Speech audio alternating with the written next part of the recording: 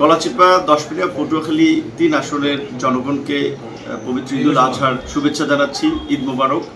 আপনারা জানেন যে প্রতি বছরের ন্যায় এবারও বছর করে আমাদের মাঝে ঈদ এসেছে। হয়তো সবার কোরবানি করার সামর্থ্য হয় নাই, বাট যারা করেছে অন্যদেরকে সাথে নিয়ে এই ঈদের আনন্দ ভাগাভাগি করতে পারে এবং অন্যদেরকে যদি একটু সবাই যার যার জায়গা থেকে সহযোগিতা করে তাহলে ঈদটা সবার জন্য একটা উৎসবমুখর পরিবেশ হবে। একই সাথে ঈদের সময় একটা কথা আমরা এলাকার মানুষ, সাধারণ মানুষ সহ রাজনীতিবিদ সকলের উদ্দেশ্যে বলতে চাই, গত 16 বছরে আওয়ামী দুঃশাসনের আমলে বিরোধী মত এবং ভিন্ন মতের কারণে অনেকেই কিন্তু ভালোভাবে একটা ঈদও কাটাতে পারে না। সো এই ফ্যাসিবাদের বিরুদ্ধে ছাত্র জনতা, সাধারণ মানুষ লড়াই সংগ্রাম করে, আত্মত্যাগ করে এই পরিবর্তন এনেছে। এই পরিবর্তনকে ধরে রাখার জন্য আমাদের মানসিকতার পরিবর্তন দরকার।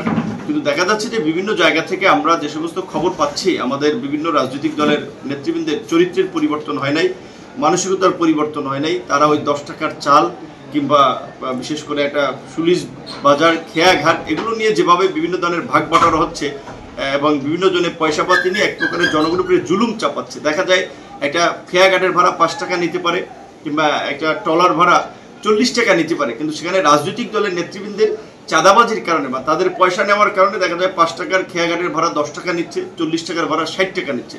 তো এইভাবে যদি আগের মতোই চাঁদাবাজি, দখলবাজি এবং খাল বিল সুলিজ এই বেচা বিক্রি চলতে থাকে, তারা কিন্তু জনগণের কাছে ধিকৃত হবে। যারা রাজনীতি করবে তারা নিজের পকেটের পয়সা খরচ করে রাজনীতি করবে, জনগণের বিপদ আপদে ছুটে যাবে। রাজনীতি একটা জনসেবা, রাজনীতি টাকা পয়সা কামানো বা ধান্দাবাজির একটা হাতিয়ার না। আশা করি যে এই পরিবর্তিত পরিস্থিতিতে যারা রাজনীতি করবেন সেই ইতিবাচক মানসিকতা ধারণ করে, ইতিবাচক মানসিকতা নিয়ে এবং মানুষের কিভাবে পাশে থাকা যায়, মানুষের উপকার করা যায় সেই মানসিকতা নিয়ে কাজ করবেন এবং জনগণ আপনাদেরকে সমর্থন দিবে। জাতীয় নির্বাচন হয় না, স্থানীয় নির্বাচন হয়নি, সামনে জাতীয় নির্বাচন, তার পরবর্তী সময় স্থানীয় নির্বাচন। জনগণকে আমরা বলবো আপনাদেরকেও সচেতন থাকতে হবে। একজনে গোটা সমাজের উপরে, মানুষের উপর একটা জুলুম চাপিয়ে আরেকজনকে 500 টাকা দিয়ে তার দলে নিচ্ছে কিংবা নির্বাচনের সময় 1000 টাকা পকেটে গুঁজে দিচ্ছে, আপনি তাকে ভোট দিবেন।